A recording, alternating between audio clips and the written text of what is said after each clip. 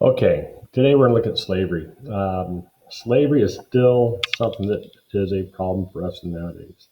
Now, I did include a definition from the U.S. State Department website about what slavery is, because they do define it as when you force someone to work with physical, psychological threats or deception, all those things. And with that fairly broad definition, I could see slavery happening still in the United States because I do know of stories where people might be forced to work because someone says, I'm going to turn you in if you do not do this for me. Okay, it's not like it was in ancient times. Ancient times, physical beatings, um, life and death was in the power or in the hand of the slaveholder. Now, I mean, there's some degrees to it, and there's a lot of debate that we could take on slavery and how it affects people and how brutal it is nowadays. I don't want to demean slavery nowadays because it is a big problem for anyone that is involved in it. Now, looking at our history, I guarantee you that all of our families, it doesn't matter what race you are or where you're from, all of our families, all of our ancestors probably at one point had slaves or were slaves, okay, or both. Um, in the history of ancient warfare, any tribe would take over another tribe and make that tribe, the conquered tribe, a slave in some ways.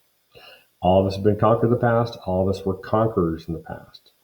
Now, what is really sad and scary is in my own family tree, I found in the 1860 slave census, one of my fourth great grandfathers owned slaves. It's really scary to look at. And when I first saw it, I put my family tree research away for a bit.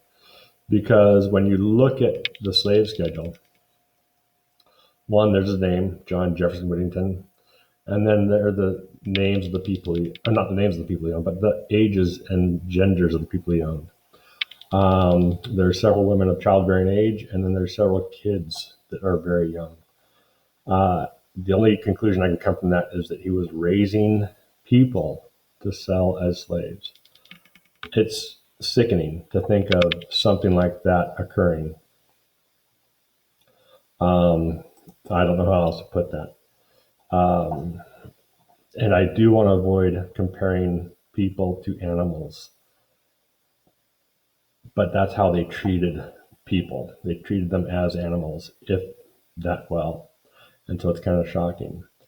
Um, Now, in the United States, our slavery became racist because we had to rationalize how we could say that all people, all men are created equal, but then have this group of people that were our slaves. And so the white slave owners said that the Africans had to be taken care of by their white masters. And that is something that still haunts us today in our modern racism and how we treat people of different races. It's kind of shocking. Now, in ancient Rome, when we look at ancient Rome, anyone could be a slave. When you look at that map of where people came from, those people, it doesn't matter what tribe you could have been from, any of those people could have been slaves, whether you were from way up north in England or Germania. Even the word Slav, which is the Russian name for the people that they are, is the root word for slave. But they took slaves from all the provinces. Now, so Rome didn't have that racial aspect of slavery, but Rome still treated their slaves brutally. The Roman slave owner, did have the power of life and death over their slave. They wouldn't get charged with a crime if they killed one of their slaves. Now, another aspect of Roman slavery is that a slave could work in any job. You would have slaves who would be actually fairly high up in the government. You'd have slaves who'd be your teacher or doctor, or they might run the store.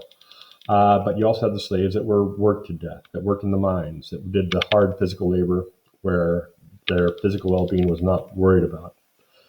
Now, looking at the table of Roman slaves compared to Roman citizens, don't let the table uh, mislead you, because when we look at this, we got to ask ourselves some questions.